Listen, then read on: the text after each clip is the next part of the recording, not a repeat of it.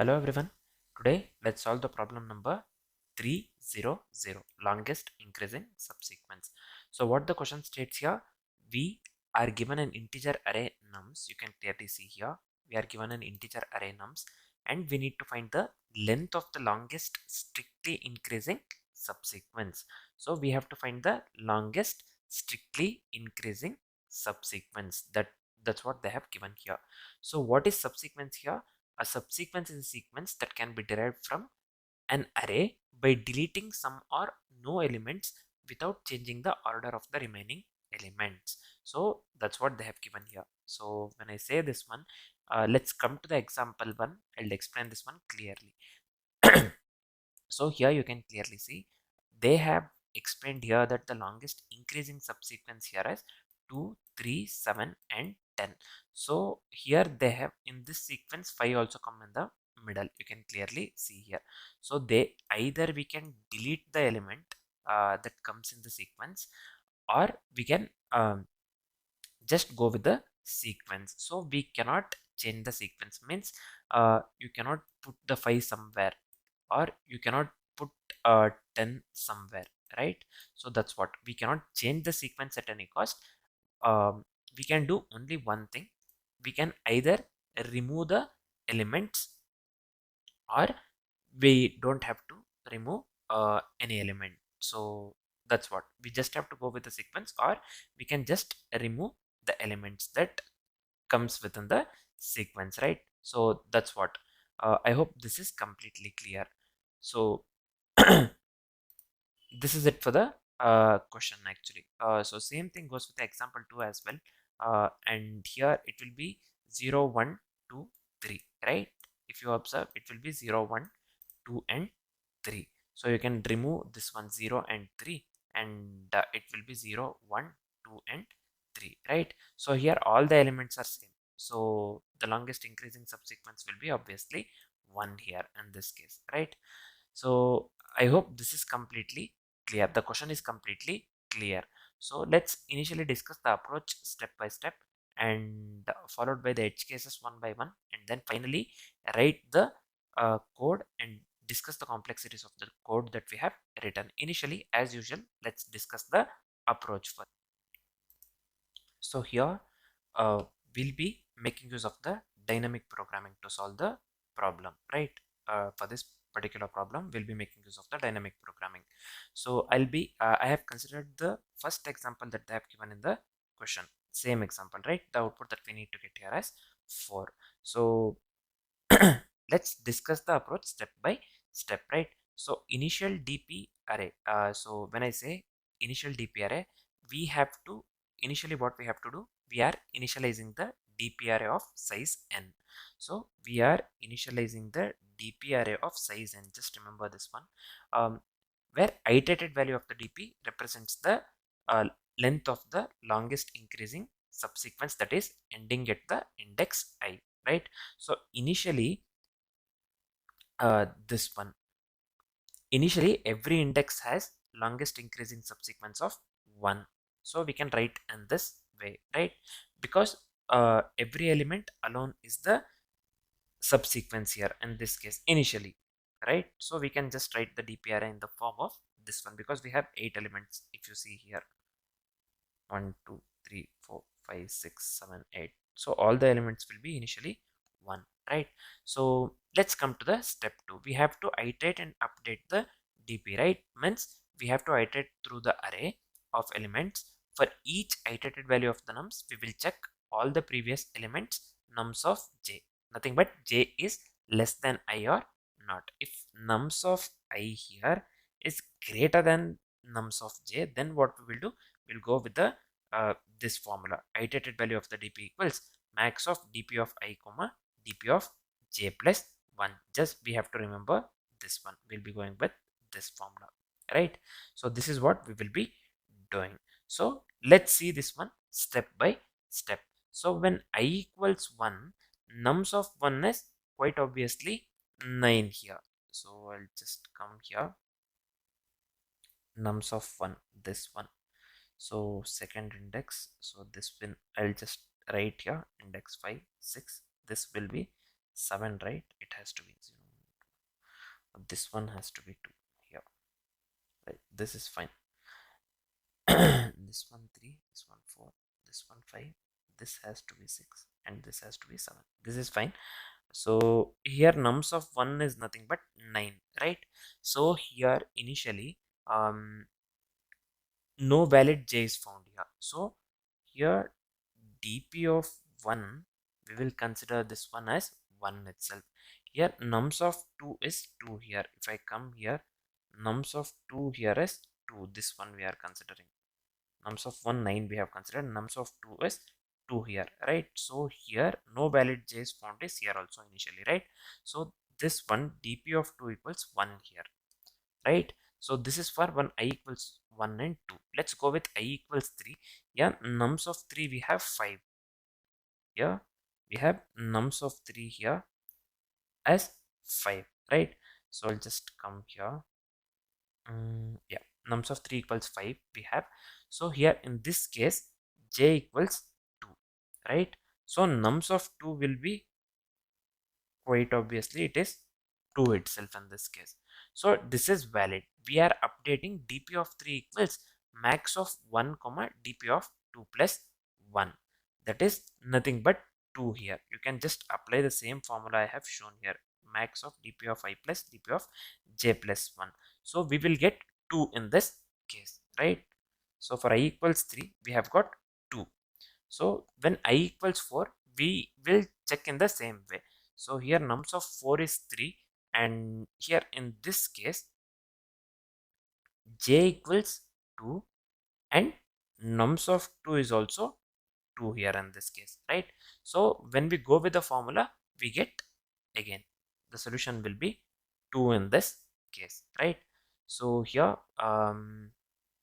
here the output will be 2. Let's move with when I equals 5. So here nums of 5 equals 7. Nums of 5 we have here this one 7. Nums of 4 was 3. Nums of 5 here 7, right? So I'll just come here. In this case we will go step by step. J equals 2. So here nums of 2 is also 2. So this is valid. We are updating according to the formula. We will get answer 2. We are going with this formula. You can just try this one step by step. I'm directly considering as I have done this one. So j equals 3. When we consider j equals 3, nums of 3 here will be, in this case, 5. This is valid, and we will update this one accordingly with the formula. We will get output 3. This is fine. And j equals 4, here nums of 4 is 3, and this one according to the formula this will be 3 as well in this case, right? So this will be 3 as well. 2 3 and 3 we got for the when I equals 5, right? That is nothing but nums of I equals 7. So we are considering j equals 2 3 and 4. The output that we got here is 2 3 and 3. This is fine. Next step, when I equals 6, I equals 6, we have to consider j equals 2 3 4 5, right? So for j equals 2, j equals 3, j equals 4, we have already got the answer in the previous step. This one 2 3 and 3. Let's write the same thing. We don't have to compute this one again, right? 2 3 and 3 here. So when j equals 5, what we will do? Nums of 5 here will be 7, as we know that nums of 5 here is 7. So here let me come this one. Nums of 5 we are considering, this one is 7, right? So let me come here. So this one nums of 5 equals 7. This is valid. So dp of 6, again we are going with the formula. Dp of 6 equals max of 3 comma dp of 5 plus 1. This will be here in this case 4. 2 3 3 and 4 we got for when I equals 6. Let's finally move to the last step, 7th one, when I is 7. Nothing but nums of 7 is 10.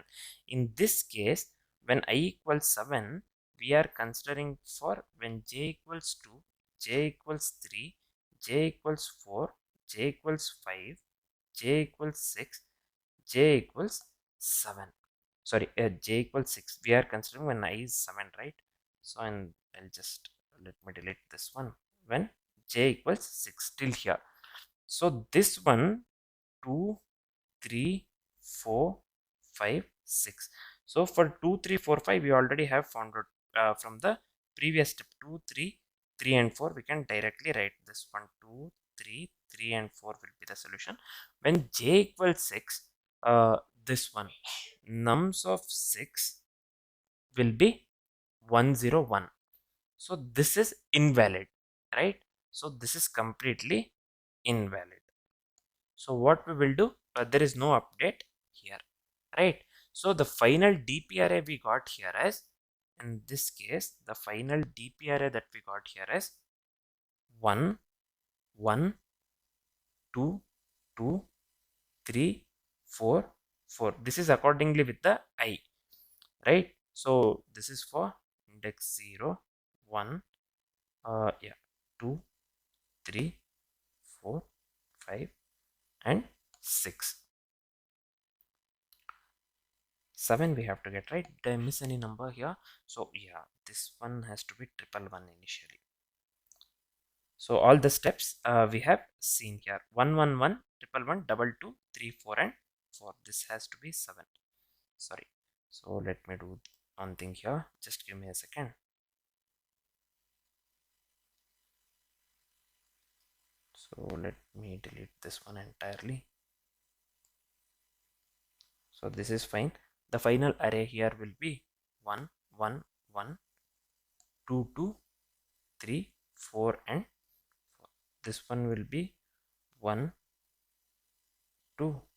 I'll just consider from one index. This is not one index basically. Still I'm considering just for the example sake here. 8 elements has to be there here, right? So we have 8 elements here. So this is correct. So the longest increasing subsequence has a length of 4 here. You can clearly see here, right? So 2, 3, 4, 4. So the longest increasing subsequence has a length of 4 here. So the output that we got here is 4, and the output that they have mentioned in the example is also 4 here. So the approach works absolutely correct in this case. So this is the approach that we will be going with, right? So I hope the approach is completely clear. Let's discuss the edge cases one by one. So the first edge case that I'll be going with here is when all the elements are same.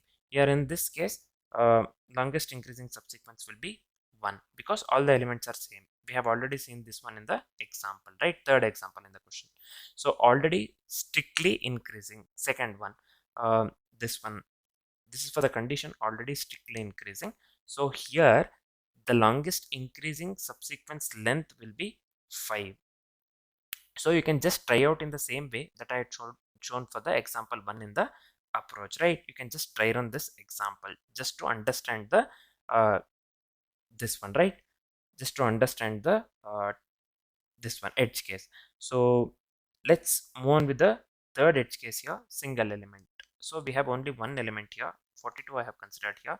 So longest increasing subsequence length will be this one itself here, because we have single element right here.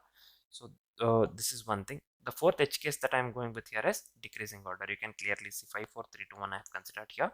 So longest increasing length will be, again here it will be 1, and the final edge case we have to consider here is alternate increase and decrease. When I say alternate increase and decrease, we can clearly see here 1, 3, 2, 4, 3, 5, alternate increase and decrease, right? So that's what we are doing here. So the longest increasing subsequence length here will be 4, which is of 1, 2, 3, and 5. You can just check in the same way that I had shown for the example 1 in the approach. Again I am saying that if you want to know how we got output 4 here, right? So I hope this is completely clear. The first edge case that we went with here is all elements are same. The second edge case that we went with here is already strictly increasing. So the third edge case that we went with here is single element. The fourth edge case that we went with here is decreasing order. The final edge case was for this one, alternate increase and decrease. I hope all the edge cases are clear. Now let's start writing the code. First here what I'll be doing here is we will be considering the length of the nums most of the times. I'll just assign this one to the n instead, right? So we can make use of the variable n everywhere instead of length of the nums, right? So here also we need dp array. Here we have discussed this one. So the dp array will be of size n. Instead of array, let me consider this one unsigned 16-bit array, right? So this will be unsigned 16-bit integer array. So I'll just give here 16 array. This is fine. Let's fill the array of elements by 1 initially. I hope this is clear. So the next step here is we have already seen this one. We have to iterate through the each element, right? For let I equals 1, I less than n, I plus plus. This is fine. We have to compare with all the previous elements as well. We saw this one clearly step by step. We have to compare with all the previous elements. Here this will be for let j equals 0, j less than I. This will be, let's increment the j here. So the third step here is we have to check if it can be part of the increasing subsequence or not. For this one, let's write the simple if condition. Again, I'm telling this is super easy. We have to check if it can be part of the this one increasing subsequence or not. We saw this one in the step 2, if you remember. If nums of I greater than nums of j, right? Simple if condition here. Iterated value of the nums, if it is greater than the nums of j, then what we were doing, we were going with a certain formula, right? So if you remember, I had written that formula, nothing but iterated value of the dp equals math.max of iterated value of the dp and dp of j, yeah, plus 1. Nothing but we are just updating the dp value here in every step. I equals 0, I equals 0 to I equals 7. So we were updating the values each step by step. We saw that one, right? So I hope this is clear. Did I miss something here? So this is fine, I think. Finally, the final step is we have to return the maximum value in the dp is our answer. We saw that one, right? We got 1 1 2 2 3 3 4 and 4. The maximum value that we got in our dp will be the answer, right? So I'll just return here in this case math.max of, yeah, let's make use of the spread operator. So we have to consider all the elements, right? So I'll be making use of the spread operator here. So this will be math.max of spread operator of d means we are just going with the maximum value in the dp, right? So this is it. Let me hit the run button. So yeah, you can clearly see here the sample test cases are getting passed, right? So let me hit the submit button here. So here you can clearly see all the test cases are getting passed here. So let's quickly discuss the complexities of the code that we have written. So in this case, so the approach that we went with here is dynamic programming. We know that one. So what would be the time complexity here?